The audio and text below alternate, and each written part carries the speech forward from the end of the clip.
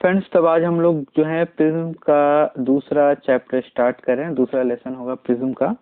इसके पहले हम लोगों ने पिछले चैप्टर में पढ़ा कि जो डेविएशन होता है वो angle of incidence plus angle of emergence minus refracting angle होता है किसी भी ट्रायंगल में। इस प्रिज्म में सॉरी, ये आपका रिफ्रैक्टिंग एंगल कहते हैं इसको। ए को रिफ्रैक्टिंग एंगल कहते हैं, एंगल कहते हैं। और कोई भी रे आ रही है, ये नॉर्मल हो गया, ये आई हो गया, ये रे गई ऐसे और इस तरह से निकली और ये इसका इमर्जेंस हो गया। तो आई प्लस ई बाहर के दोनों एंगल का सम को अगर हम रिफ्रैक्टिंग एंगल से घटा दें तो ये हमारा जो है ये डेविएशन आएगा। और डेविएशन किसको कहते हैं? डेविएशन कहते हैं एक्चुअली रेज कितना डेविएट हुई। रे ऐसे जा रही थी, फिर रे ऐसे हो गई, अब फिर बाद में रे ऐसे निकली। तो लास्ट अगर आप देखें, ये रे फाइनल ऐसे है और इनिशियल रे ऐसे है, तो ये जो एंगल है इसी को डेविएशन कहते हैं। यही है डेविएशन, एंगल आई प्लस ई माइनस ए, और ए को कहते हैं रिफ्रैक्टिंग एंगल। तो पहला जो क्वेश्चन बनता है कि ये मिनिमम कब होगा। तो आप देखिए फ्रेंड्स कि ये थोड़ा सा आई प्लस ई माइनस ए, आई इंडिपेंडेंट वेरिएबल है जिस पे ई डिपेंड कर रहा है।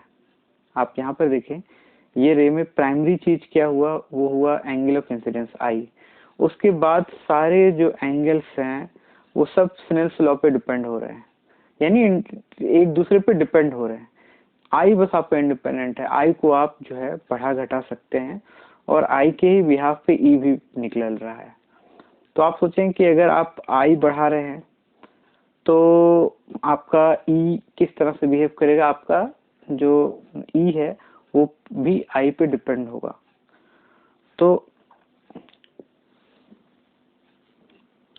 एच.सी. वर्मा में अगर आप देखेंगे तो उसमें एक अजम्पशन ले रहा है किस तरीके से आप जो है जो डेविएशन है वो निकाल सकते हैं। मिनिमम डेविएशन के लिए क्या क्राइटेरिया होना चाहिए। तो ऐसा मान के चलता है वो कि आप सपोज कर लें कि एक इंसिडेंस पर्टिकुलर एक इंसिडेंस पे, सपोज कर लें इंसिडेंस आई पे आपका डेविएशन मिनिमम होगा। ऐसा मान के चलते हैं हम लोग, एक पर्टिकुलर आई पे आपका डेविएशन मिनिमम होगा, ये मान के चल रहा है। और उसमें ये अजम्पशन ले रहे हैं कि आई जो है वो ई से बड़ा ले लेते हैं, ये अजम्पशन ले लेते हैं। तो उस केस में अगर आप देखें कि एक रे ऐसे गई और सपोज कर लें इस पे बताएं ये P है, ये Q है, ये आपका यहाँ पर R है और यहाँ पर ये आपका S है। तो एक रे जो है वो P, Q, R, S होते हुए गई है, जिसमें हमारा डेविएशन जो है वो मिनिमम आया है। ठीक है। अब अगर हम सपोज कर लें कि एक रे इधर से भेजे जिस पे डेविएशन मिनिमम आए, यानी अब रे हम रिट्रेस करवा रहे हैं।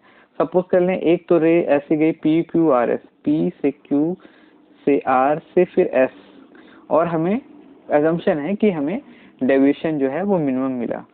तो एज पर एच.सी. वर्मा जो चैप्टर में इन्होंने डिस्कस किया है कि आप एक बार रिवर्स लेके चलें, यानी डेविएशन मिनिमम मान के चले तो रे ऐसे चल रही होगी, S से R से Q से P बिल्कुल उस पे निकल रही होगी।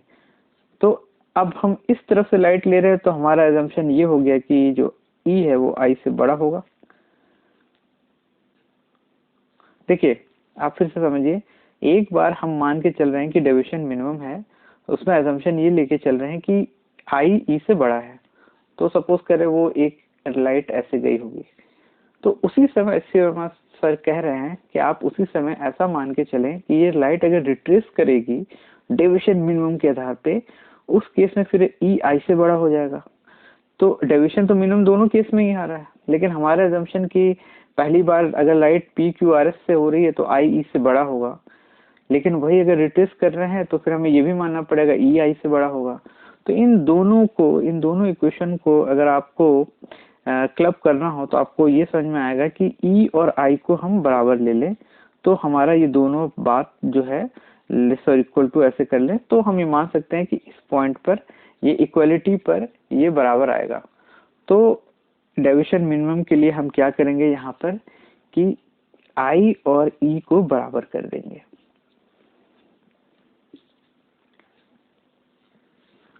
सो फ्रेंड्स, तो हमने जाना कि किसी भी प्रिज्म में अगर हमें डेविएशन मिनिमम चाहिए तो हमें जो है आई और ई को बराबर रखना होगा। ये आपका आई हो गया, ये आपका ई हो गया, ये एंगल ए है ही। तो हमारा डेविएशन आया मिनिमम केस में 2i माइनस ए, क्योंकि आई और ई बराबर हो गया। तो आप देखिए यहाँ से आपका आई भी फिक्स हो गया। अगर आपको डेविएशन मिनिमम पता है कि मिनिमम डेविएशन हो रहा है तो आप देखें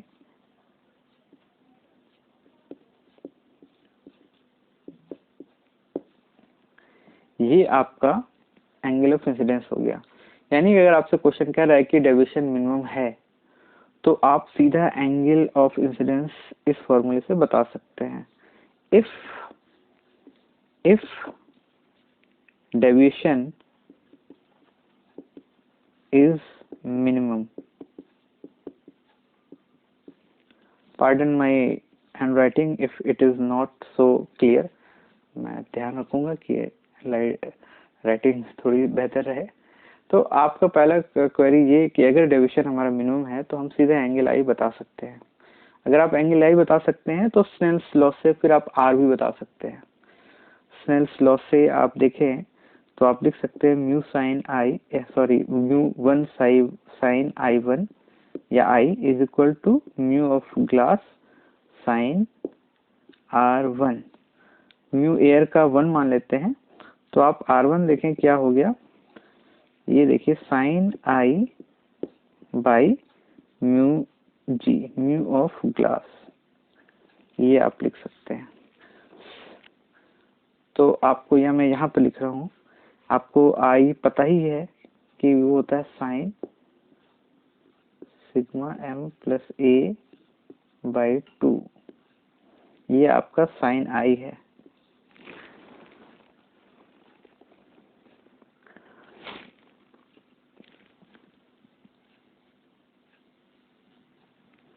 सो आप देखें साइन R1 जो है वो ये आ गया। अब एक और जो है आप पॉइंट याद रख लें कि जब आपका डेविएशन मिनिमम होगा तो जब ये सिमिलर हो गया, सिमिलरिटी है यानी कि सेम पाथ से रिट्रेस भी हो रहे हैं, आई और ई बराबर है, तो जिससे R1 से अगर आई रिलेट हो रहा है तो R2 से ई रिलेट हो रहा है। तो आप देखिए जब आई और ई बराबर हैं तो R1 और R2 भी बराबर हो जाएगा। तो यहाँ पर और R1 प्लस R2 आपको पहले से ही पता है, R1 प्लस R2 जो होता है वो एंगल ए यानी रिफ्रैक्टिंग एंगल के बराबर होता है, ये भी आपको पता है। तो आप यहाँ पर जो R1 है यहाँ पे आप सीधा a/2 लिख सकते हैं। अब आप देखें कि आप डायरेक्ट जो है वो म्यू भी लिख सकते हैं। म्यू क्या होगा आपका sine sigma M plus A by 2 by sine A by 2, यानी कि अगर आपको ए पता है, आपको डेविएशन पता है, तो आप बहुत आराम से उसका म्यू भी बता सकते हैं। सो फ्रेंड्स, अभी तक आपने देखा कि जो म्यू है वो हम डायरेक्ट लिख सकते हैं। किस केस में? सिर्फ इसी केस में जिस केस में हमें पता है कि डेविएशन मिनिमम हुआ है, उस केस में आप डायरेक्ट म्यू की वैल्यू ये रख सकते हैं। तो डेविएशन जब मिनिमम हो तो आपको ये बात ध्यान रखना है कि हर चीज जो है एक जैसा ही होगा, यानी कि जिस प्रिज्म में जब भी मिनिमम की बात हो हमारी डेविएशन की, तो लाइट जैसे गया है वैसे ही लौटेगा भी। तो अगर आपको यही पॉइंट याद है कि लाइट जैसे गया वैसे लौटेगा भी, तो इसका मतलब यही होगा कि आप एक ही बार में कह सकते हैं कि आई और ई बराबर होगा। पहला बात, आई और ई बराबर हो गया। इससे रिलेटेड R1 और R2 भी अपने में बराबर होंगे। इसी से आप रिलेट कर सकते हैं R1 और R2 भी बराबर होंगे। अच्छा, और एक चीज़ आपको हमेशा पता होनी चाहिए कि R1 प्लस R2 जो है वो रिफ्रैक्टिंग एंगल के बराबर है। तो यहाँ से अगर आप इसको क्लब करें तो ये भी समझ में आ गया कि A/2 होगा। तो दो चीज़ तो आपको बिल्कुल समझ में आ गई कि एक तो प्रिज्म के एंगल के हाफ आपका हमेशा अंदर का जो रिफ्रैक्शन हो रहा है उसका एंगल होगा, और बाहर जो रेस बाहर जो एंगल बन रहे हैं वो एक दूसरे में बराबर होंगे। ये चीज़ आपको बिल्कुल पता होनी चाहिए कि आपका ये होता है। अब इसी चीज़ को आप इस फॉर्मूले में अगर आप देखें तो क्वेश्चन ऐसा आता है कि अगर प्रिज्म का एंगल ए बहुत छोटा हो तो उससे क्या होगा। तो जब ए बहुत छोटा होगा तो उसके करस्पॉन्डिंग ये भी छोटा होगा, सब छोटे होंगे, बहुत छोटे।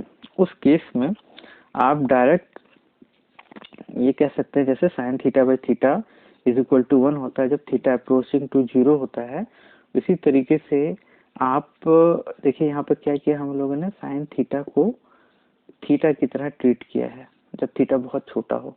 तो इसी तरीके से जब आपका एंगल रिफ्रैक्टिंग एंगल बहुत छोटा हो तो उस केस में ये सारे एंगल इतने छोटे हो जाएंगे कि हम डायरेक्ट जो है, या मैं यहाँ लिख रहा हूँ, जब a is small, very small, ये दिया हो तभी यूज करना भाइयों। जब बहुत छोटा होगा तो आप डायरेक्ट म्यू को आप सीधा a plus sigma m by 2 by a/2 लिख सकते हैं। साइन साइन हटा दिया हमने। जब आप इसको इक्वेट करेंगे तो आपको समझ में आएगा कि उस केस में जो डेविएशन जो मिनिमम है वो सीधा म्यू माइनस 1a हो जाएगा। ये कब अप्लाई करना है, जब एंगल बहुत छोटा दे दे, तब उस केस में आपका जो डेविएशन होगा सीधा म्यू माइनस 1a होगा। अब कुछ क्वेश्चन बनते हैं ऐसे, जैसे आपको मैं बताऊं, क्वेश्चन ऐसे बनेंगे, कंडीशन ऑफ नो इमरजेंस, मतलब लाइट बाहर ही नहीं निकली प्रिज्म से। कुछ अगर आप इसी लाइन पे ध्यान दें, लाइट अगर बाहर ही नहीं निकल रही प्रिज्म से, क्या मतलब है? लाइट अगर बाहर नहीं निकल रही प्रिज्म से, इसका मतलब ये है कि वो क्रिटिकल एंगल क्रॉस हो गया। देखिए मैं बता रहा हूँ, जैसे मान लीजिए ये आपका प्रिज्म है और हमारा कंडीशन है कि लाइट जो है वो बाहर ही नहीं निकली। सपोज कर लीजिए ये आपका ये हो गया I1, सॉरी हो गया आपका I1। रे जो है यहाँ से ऐसे गई, यहाँ पे आपका नॉर्मल, यहाँ पर ये बना, ये R1 हो जाएगा, ये आपका R2 हो गया इस केस में, और उसके बाद लाइट जो है वो ऐसे चलेगी, बाहर नहीं निकली, है ना। तो ये किस केस में होगा? तो ये देखिए ये किस केस में होगा ऐसा, ये पॉइंट ऐसा है कि ये क्रिटिकल एंगल क्रॉस कर गया होगा तभी ये अंदर आई है। तो पहले हम लोग क्रिटिकल एंगल निकालते हैं इस पॉइंट पर। तो यहाँ पर mu sine R2 is equal to, जब जो लाइट है वो ऐसे यानी फाइनल ऐसे होगी 90 डिग्री बनाते, उसके बाद तो अंदर आनी है, तो ये तो इमर्स कर रहा है। तो आप मानते हैं कि ये लोएस्ट लिमिट है, मैंने ये रे ऐसे है, सपोज कर लें ये रे ऐसे गई हुई एकदम 90 डिग्री बनाते हुए, लाइट अगर ऐसे निकली होगी तो यहाँ पर लिखेंगे 1 साइन 90। तो आपको आया कि mu sine R2 is equal to 1 sine R2 is equal to 1 by mu, और R2 आपका हो गया sine inverse of 1 by mu. ये R2 का वैसा वैल्यू है जिसपे लाइट बिल्कुल ग्लेज करते हुए निकल गई होगी। लेकिन अब हम ये कह रहे हैं कि निकली ही नहीं, क्वेश्चन जो कह रहा है कि कंडीशन ऑफ नो इमरजेंस, तो उसका मतलब ये हुआ कि जो आपका R2 है, इस एंगल को हम थीटा सी लिख रहे हैं, ये क्रिटिकल एंगल है। ये इस एंगल तक तो क्या है, लाइट आपकी जस्ट निकल रही है। इससे ज्यादा अगर R2 बढ़ा या R2 का वैल्यू बढ़ा तो ये क्या है, क्रिटिकल एंगल से ज्यादा हो जाएगा R2, और उसके बाद यानी ये केस में ये क्रिटिकल एंगल से ज्यादा हो गया, इस केस में आपकी लाइट अंदर आ जाएगी। तो अब हम लोग जानते हैं कि R1 प्लस R2 को हम लोग A लिख सकते हैं, और अगर आपका यानी अगर सिमिलर मान लें अभी R1 R2 को, तो आपको समझ में आया कि A2 हो गया आपका R2, है ना, और R2 greater than theta C हो गया। यानी कि अगर angle A greater than 2 theta C हो, सीधा ये R1 प्लस R2 डेविएशन के तौर पे ले रहे हैं, एक मोटा मोटी बताने के, जब इन लोग को सिमिलर दिखा रहे हैं, यानी बिल्कुल सिमिलर यानी बनाते हुए जा रही है। उस केस में अगर आप देखें, अगर A थीटा सी से ज़्यादा है, ट्वाइस ऑफ थीटा सी से, तो लाइट अंदर आ जाएगी, बाहर नहीं निकलेगी। एक बार फिर से देखें हम लोगों ने क्या किया, हम लोगों ने इस पॉइंट पे जहाँ से लाइट बाहर आ रही है उस पे क्रिटिकल एंगल लगा करके देखा कि वो कौन सा एंगल होगा जिस पर वो जस्ट इमर्ज करके निकल जाएगी 90 डिग्री बनाते हुए। उससे अगर ज़्यादा R2 हुआ, वो अंदर आ रही है, जो हमारा क्वेश्चन कह रहा है। तो हम लोगों ने देखा ये थीटा सी आया साइन इनवर्स ऑफ 1/μ, कि अगर R इससे बढ़ गया इस एंगल से, तब तो वो अंदर आ जाएगा। और R1 और R2 यानी R1 R2 E के बराबर होता है। हमने सिमिलर टाइप से दिखा करके दोनों पे एंगल A के टर्म में लिख दिया A/2। तो A/2 अगर थीटा सी से ज़्यादा होगा तो लाइट जो है बाहर नहीं निकलेगी। अब हम लोग देखते हैं condition of maximum deviance. Angle of deviation आपको पता है I plus E minus A। I E dependent है, यानी कि I प्राइमरी है, I एक्यूट एंगल होता है। मैक्सिमम कितना ले सकते हैं I को, क्योंकि ये बढ़ेगा तभी हमारा डेविएशन बढ़ेगा। तो अगर ये मैक्स कर दें तो डेविएशन भी मैक्सिमम हो जाएगा। तो ये कब मैक्स होगा, जब ये मैक्स हो जाए। और I मैक्स कब होगा, I मैक्स मैक्सिमम कितना जा सकता है 90 डिग्री। भाई आप देखें इस ट्रायंगल में ये इंसिडेंस होता था ना, यही I होता था। इसी को अगर हम बिल्कुल 90 डिग्री दिखा दें, ऐसे लाइट जा रही हो यहाँ से, है ना, ये ऐसे जाके फिर ऐसे, मैक्सिमम जो बन सकता है वो यही होगा। और क्या हो सकता है, आप देखें इसको ऐसे बढ़ाएंगे, ये यहाँ पर एंगल बनेगा, यही डेविएंस है। तो ये 90 डिग्री कर देते हैं यहाँ पे, तो हमारा ये भी मैक्सिमम हो जाएगा।